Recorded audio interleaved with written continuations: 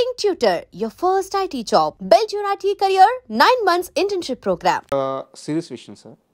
మీరు ఇండస్ట్రీలోకి ఎప్పుడైతే ఎంట్రీ ఇచ్చారో అప్పటికే మీకు పెళ్ళి ఉంది. అప్పటిదాకా అసలు చాలా తక్కువ సంపాదన ఉన్న లైఫ్, బట్ గొప్పగానే లేదు.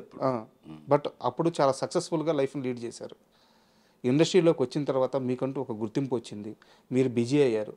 అలాంటి టైంలో ఫ్యామిలీ డిస్టర్బ్ అవ్వడానికి కారణం ఏంటి?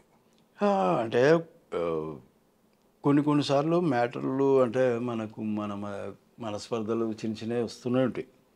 ఒక టైం వస్తుంది ఎట్లా అంటే ఇంకా వద్దు, ఎందుకు రోజు కొట్లాడుకొని రోజు ఇది పరిశాన అనే దానికంటే దూరం ఉంటే బెటర్ కదా. ఊరికి ఒకరినొకరు అనుకొని ఒకరినొకరు కొట్టుకొని తిట్టుకొని ఇంకా ఏదేదో నెగిటివ్ ప్లాన్లు చేసుకొని ఇవన్నీ చేసేదానికంటే గమ్మున వెళ్ళిపోతే అయిపోతుంది కదా.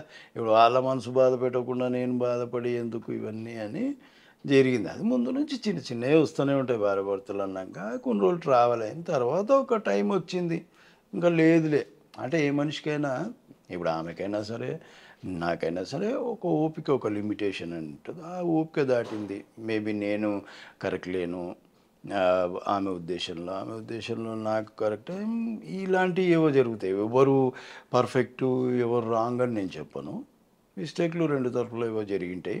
సో అది ఎక్కడో మైండ్లో కూర్చుంది.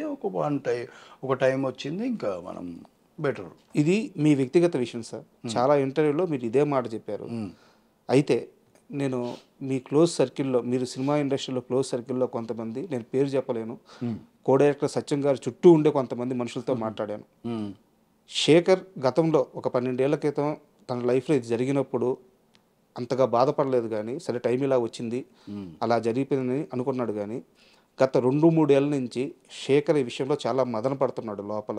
ఆ టైంలో నేను ఆ సిచ్యువేషన్స్ని సరిగ్గా హ్యాండిల్ చేసి ఉండాల్సింది, నేను సరిగ్గా హ్యాండిల్ చేయలేదు, కొంచెం బెటర్గా హ్యాండిల్ చేస్తుంటే మేబీ మేము కలిసి ఉండేవాళ్ళమేమో అని చెప్పి శేఖర్ బాధపడుతున్నాడు. గత 2-3 ఏళ్ళ నుంచి ఈ బాధ ఎక్కువైంది అని చెప్పి నాకు కొంతమంది చెప్పారు. నేను ఏం బాధపడుతున్నా, వాళ్ళు కూడా ఏం బాధపడుతున్నారు, నేనేం బాధపడుతున్నా. కాకపోతే నాదే మిస్టేక్. నేను కొద్దిగా బాగా లేజీ, ఏదైనా చెప్తే విన్నాను అంత ఈజీగా. ఎవరి దగ్గరికి నెల్లు కాలు ఏదైనా వర్క్ దొరికితే మనకు డబ్బులు వస్తాయి, ఆమె వింటే నేనేమో లేజీ ఫీలోని. అట్లాంటివి కూడా కొన్ని ఉన్నాయి నా దగ్గర. అంతేగాని నేనేం బాధపడతలేను. వాళ్ళు బాగుంటే చాలు అనే ఫీలింగే తప్ప ఇంకా వేరే ఏం లేదు. నేనేం మదన పడట్లేదు.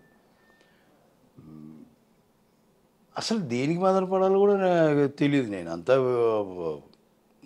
అనుకోనే కదా, మేము ఒకరికొకరు అనుకోనే ఇది అయిపోయినాక మదన పడి ఏం లాభం. అదేం లేదండి, అది ఊరికే అది ఒట్టి మాటలు. అండ్ ఈ మొత్తం వ్యవహారంలో శేఖరు మీరు అన్నట్టు లేజీ అని చెప్పి కొంత అన్నారు.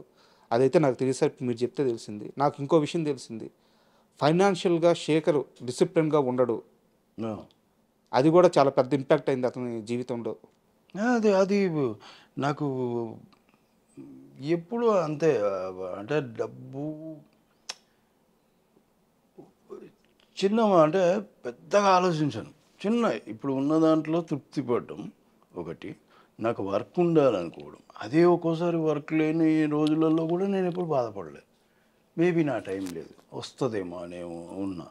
ఇప్పుడు నా వెనకాల వచ్చిన వాళ్ళు ఎదుగుతూ ఉన్నా, చూస్తున్నా, అందరు మంచి పొజిషన్లో ఉన్నారు, నాతో పాటు ఉన్న వాళ్ళు మంచి పొజిషన్లో ఉన్నారు, నేను లేనని నేను ఎప్పుడు బాధపడను.